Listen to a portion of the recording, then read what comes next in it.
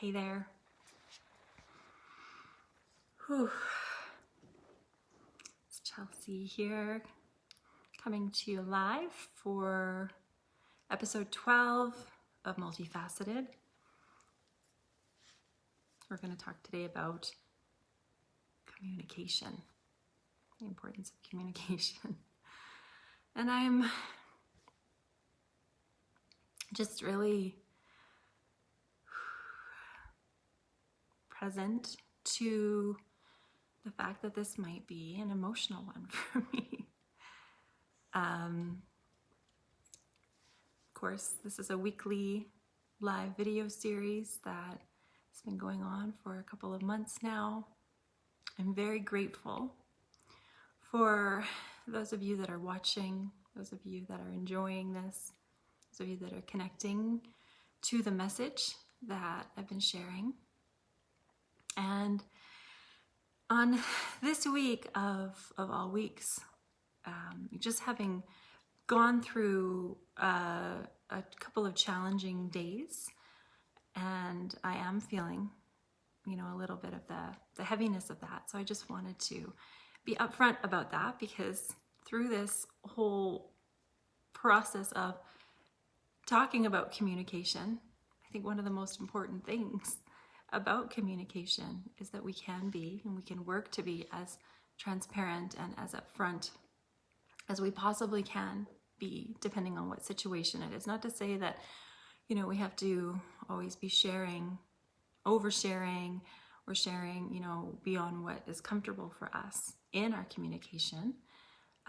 But because I'm on here talking to you about a topic, this whole month has been a conversation about relationships, which is a beautiful conversation, and it's a topic that I love to learn more about, to share more about, to experience.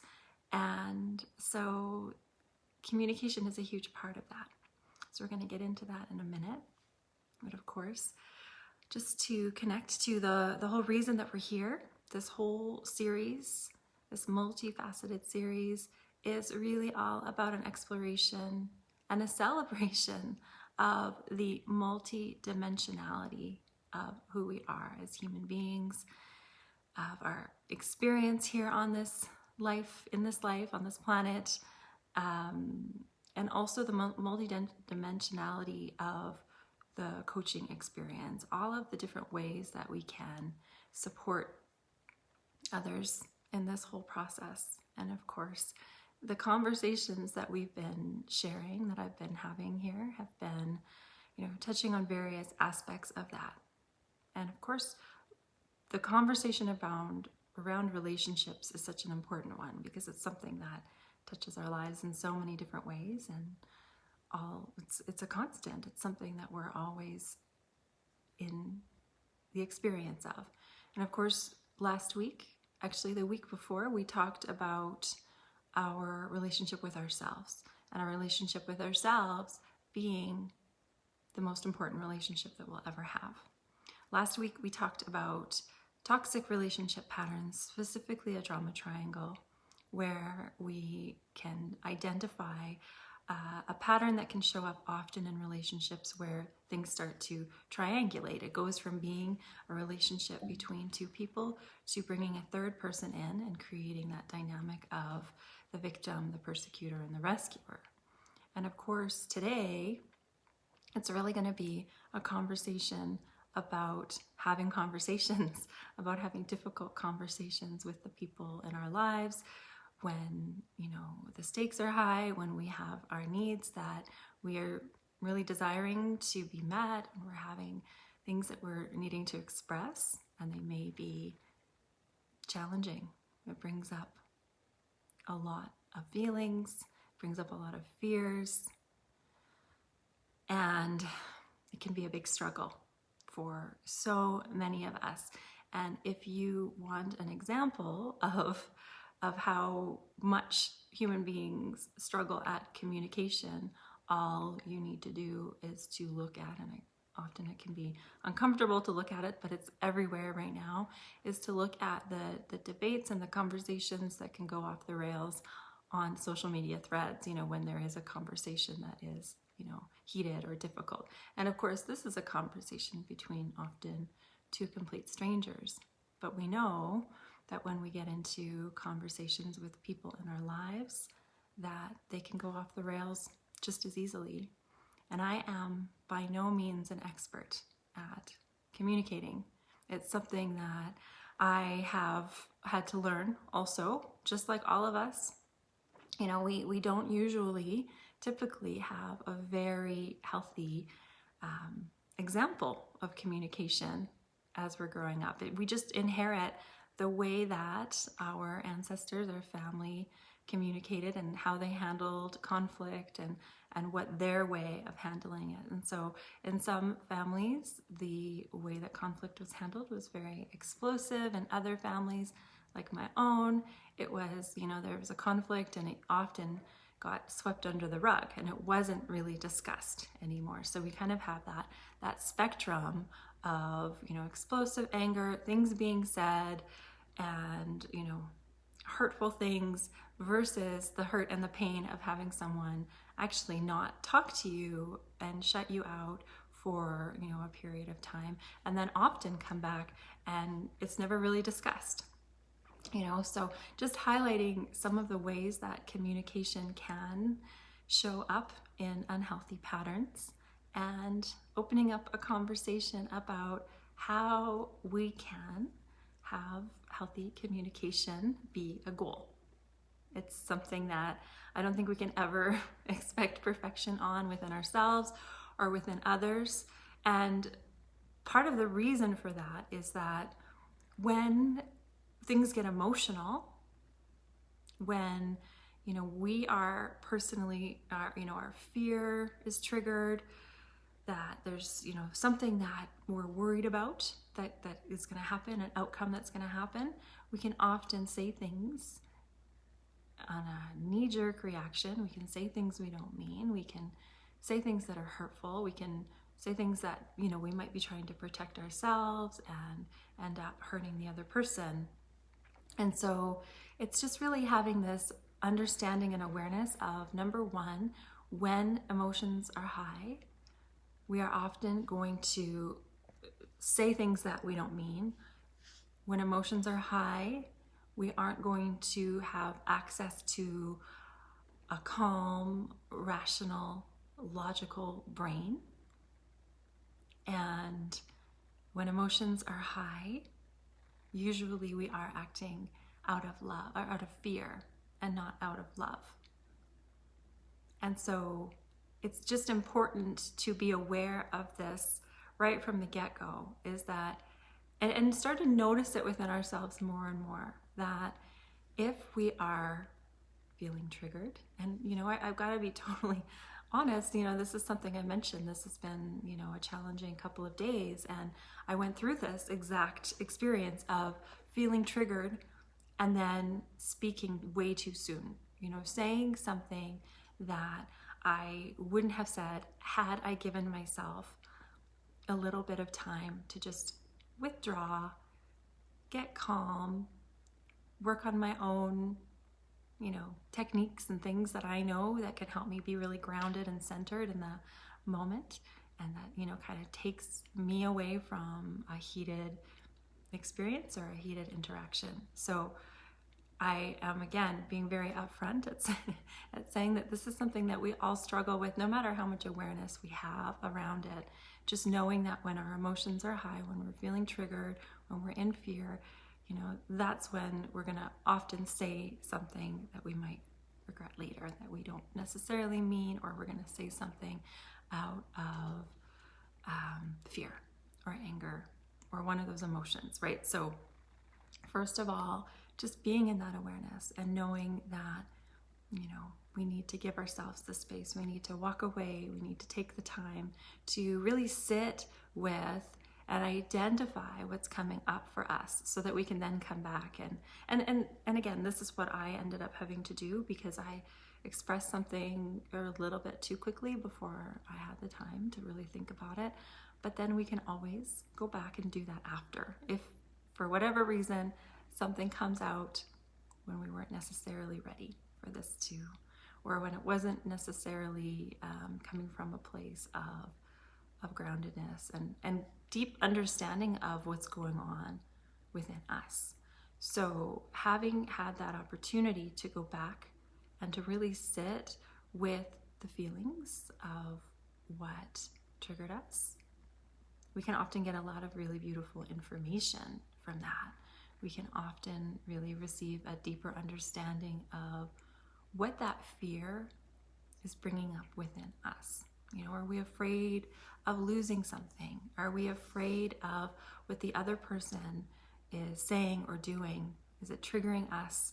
Is it creating fear in us for, you know, one reason or another? And again, whether this is in an individual, like a personal relationship with us, or whether it's something that's, you know, we're witnessing and we're seeing play out online, right? It's just a matter of really sitting with and getting an understanding of what's going on within, you know, before we're reacting. And quite honestly, this is something that the more we can see this, the more we can experience this in the world, the more that we can teach this to children, the more that this spreads, and, you know, this understanding that, you know, but it's from the other side as well, on the receiving end of it. You know, if we're in a heated conversation and the person says things to us in that moment, it's having that compassion and having that understanding that they're coming from a place of feeling unsettled, of feeling rattled, of feeling uncomfortable, and that what they're saying is really coming from a place of their own fear as well. And so it's really looking at it from both ways, because that's the other thing that we're, I think, often lacking here right now in the world, is this understanding that we are all, even though we have so many differences and there's so many unique things about all of us as individuals, we also fundamentally have the same core human needs. You know, the need to feel loved, the need to feel safe, the need to feel heard and understood. And, you know, we often have the same fears as well. The fear of loss, the fear of abandonment, and the fear of not being safe. So I think it's important to realize that when we are in a conversation with anyone, that, you know, number one, if the emotions are high, if the tensions are high, the things that end up being said in the moment are often things that aren't coming from a place of groundedness, a place of love, a place of being healed.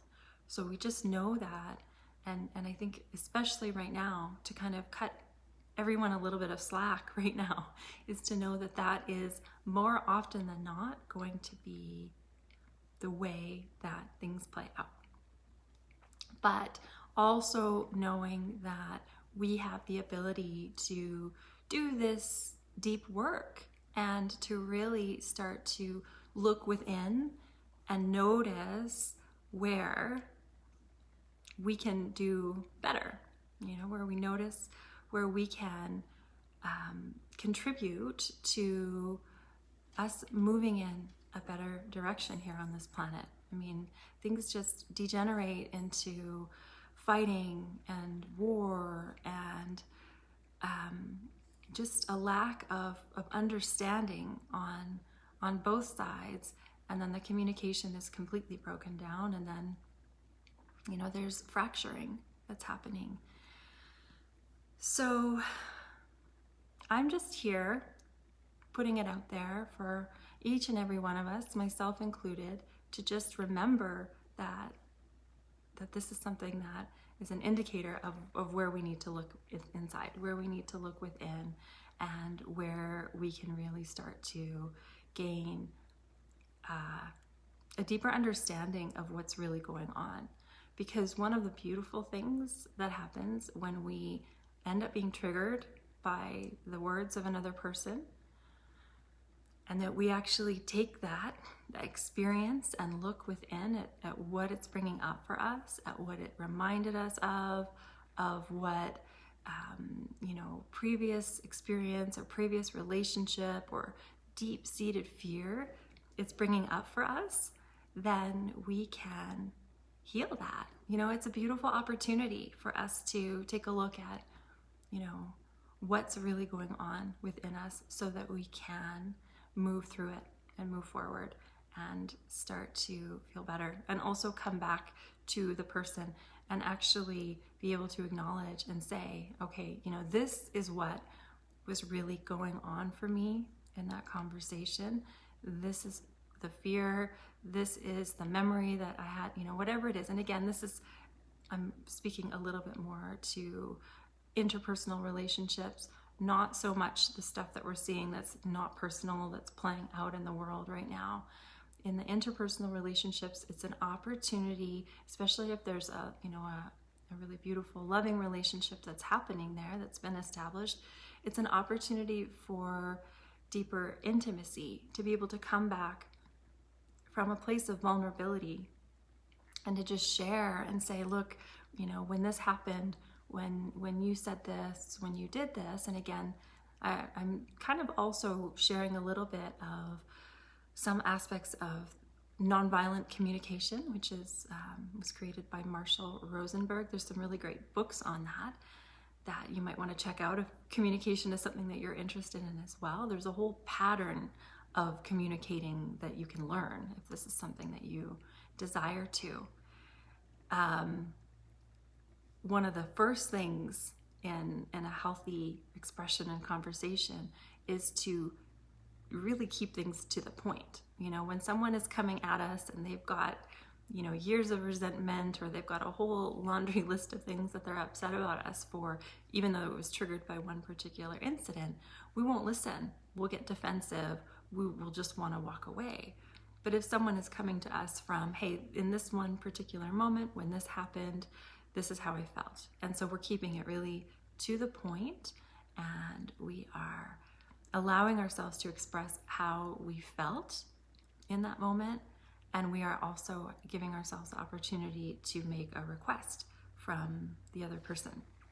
So that's the pattern of nonviolent communication that can really be so incredibly healing, even after there has been, you know, something that didn't go properly, right? If there was a little bit of explosiveness, or if there was the opposite of the, you know, the quiet, the stonewalling, the not being able to speak about it. Sometimes that's a good thing for a short period of time, but it can be quite violent in the other way, to completely shut someone out and to not talk to them for an extended period of time and have that be almost like a punishment. So, you know, again, it's that middle ground of taking space for ourselves, of actually communicating that, like, hey, I need some time to process this. I need to process what just happened. I need some space.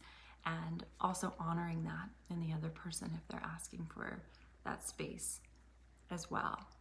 So again, this whole process of communicating is something that we never really learned.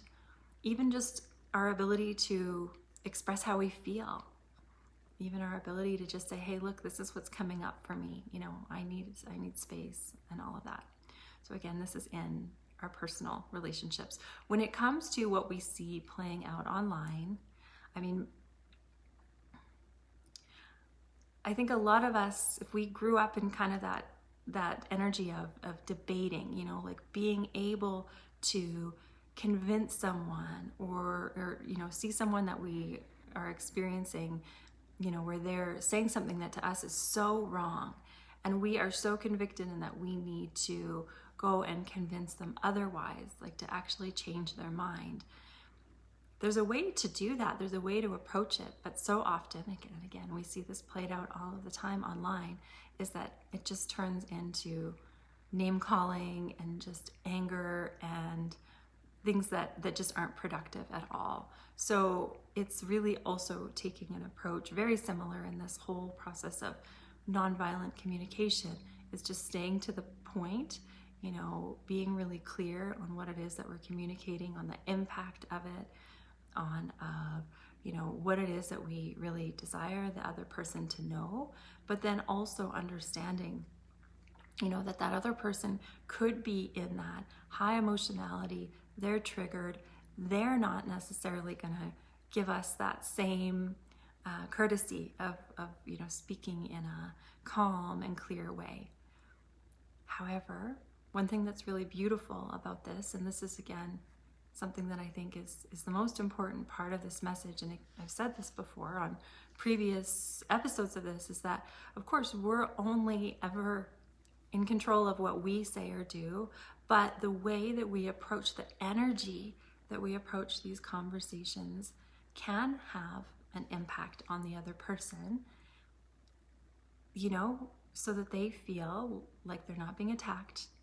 You know, they feel that there's a calm space, a safe space for them to maybe potentially calm down a little bit as well. So this work is very individual, and it's something that I think is really important for us to all take a look at and to understand within us, you know, where we might be struggling, where we might need to get a little bit of support and being able to have difficult conversations.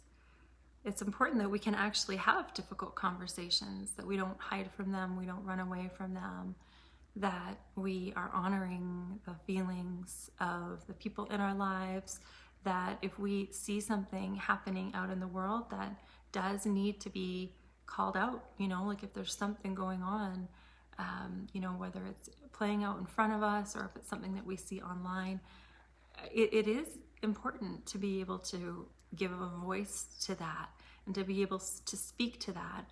But there's a way to do it so that it is so much more effective, and so that it's not just turning into an absolute explosion and a conflict that, you know, isn't productive anyway.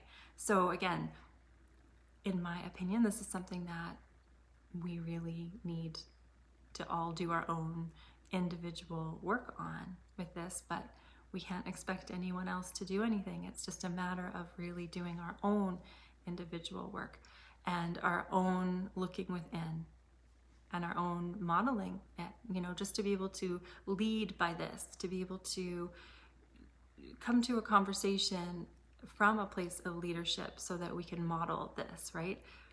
It has the ability to impact how the other person reacts. But also, again, having that compassion and that understanding that this is something that so many of us really struggle with. You know, again, number one, to be able to be in tune with our feelings, to be able to express what's going on, how we're feeling, what it is that's really going on that we need to ask for, and you know, whatever fears are being triggered by all of this.